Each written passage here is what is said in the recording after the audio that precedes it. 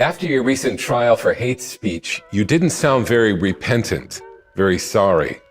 No, I'm not. I'm not racist at all, but want to fight for the preservation of their own people, their own country, their own values, their own money. The Netherlands has taken a turn that few saw coming. What would you do if your country suddenly decided to drastically change its approach to immigration? If one day the wide open doors began to close completely? In September of 2024, the Dutch government launched a series of measures that will change the migration landscape. Stay tuned, because it makes no sense how strict they are towards immigrants. I'll tell you about right-wing murders and the measures. The migration history of the Netherlands has been marked by various waves of migration. In the 15th century, during its golden age, the Netherlands attracted immigrants due to its prosperity and religious freedom. Did you know that Australia was discovered by the Netherlands during this time? In the 20th century, after World War II, the country received migrants from its former colonies such as Indonesia and Suriname.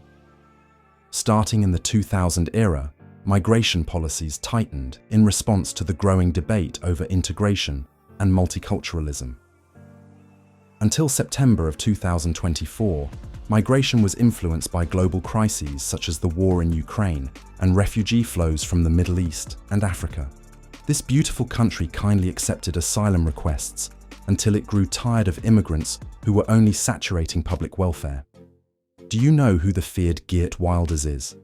I'll tell you later. The first move was just a few days ago, the elimination of family reunification for adult children. One of the first measures that has generated great controversy is the elimination of family reunification for adult children of refugees. Until recently, those who obtained asylum in the Netherlands could request family reunification to bring their children, even if they were already adults. However, the government has decided that this will no longer be possible. The reason given for this measure is simple: to reduce the number of people entering the country under the concept of family reunification. This decision directly affects refugee families, who now face the harsh reality of being separated indefinitely. Many criticize this decision, claiming it violates international law and basic human rights. However, the government of Dick Huff has been clear in its stance. The priority is to control the migratory flow and protect the country's limited resources. 2. Asylum restrictions only for those with stable housing and income. Another surprising measure is the restriction now imposed on those who can apply for asylum in the Netherlands. Under the new rules, only those who already have housing and a stable source of income in the country can apply for asylum. This approach is brutal, as it excludes a large number of people fleeing conflicts or persecution in search of safe refuge. The government argues that this measure will ensure that only those who can effectively integrate into Dutch society receive protection. However, critics warn that this closes the door to many of the most vulnerable, those who truly need help, but do not have the means to meet these requirements. This proposal has generated strong rejection both nationally and internationally. Organizations like the UNHCR have pointed out that imposing such restrictions goes against international conventions on refugees, which stipulate that aid should be based on need, not the economic conditions of applicants. Before we move on to the third, if you're interested in knowing who Geert Wilders is, after the measures, I'll explain his controversial proposal that has made many immigrants want his death directly. 3. And surely what you were looking for, the request to the European Union to exempt the Netherlands from the common asylum rules. The Netherlands has gone a step further by formally requesting the European Union to allow it to be exempt from the common asylum regulations of the bloc. In other words, the Netherlands wants to handle its migration policy independently, without following the guidelines established by the European Union. This request, however, was quickly rejected by the European Commission. Brussels considers that the cohesion of the bloc depends on all countries following the same rules, especially on such a delicate issue as asylum. But the Netherlands' insistence on disassociating from these regulations shows just how far they are willing to go to control immigration. What lies behind this request is the growing tension between national interests and European commitments. While the Netherlands argues that its particular situation requires exceptional measures, the European Union fears that allowing exceptions would create a dangerous precedent for other countries also seeking to toughen their migration policies. 4. The implementation of a dual status system for refugees. Inspired by the Swedish model, the Netherlands has proposed a dual status system for refugees. Essentially, this system would grant asylum seekers two different types of status. One more precarious, with fewer rights, and another more stable, which would only be achieved after meeting a series of strict requirements. Under this new system, asylum seekers arriving in the Netherlands would not automatically obtain refugee status with all the rights that were previously granted. Instead, they would receive a temporary status that would give them less access to benefits and rights, limiting their ability to integrate into Dutch society.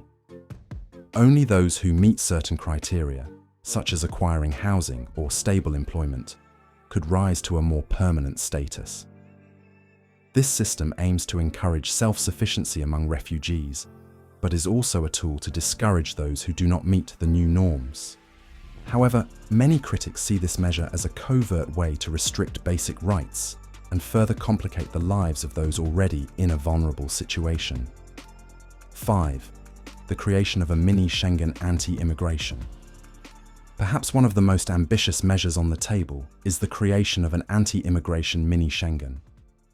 Under this initiative, the Netherlands seeks to ally with other European countries that share its restrictive vision on immigration to form a kind of safe zone within Europe. In this area, asylum regulations would be much stricter than in the rest of the continent, making it almost impossible for asylum seekers to enter these countries. This would not only affect the Netherlands, but also other European countries interested in joining this initiative. Supporters of this measure argue that it would allow these countries to maintain greater control over who enters and who stays. However, such agreements threaten to further fracture European unity and generate new tensions within the bloc.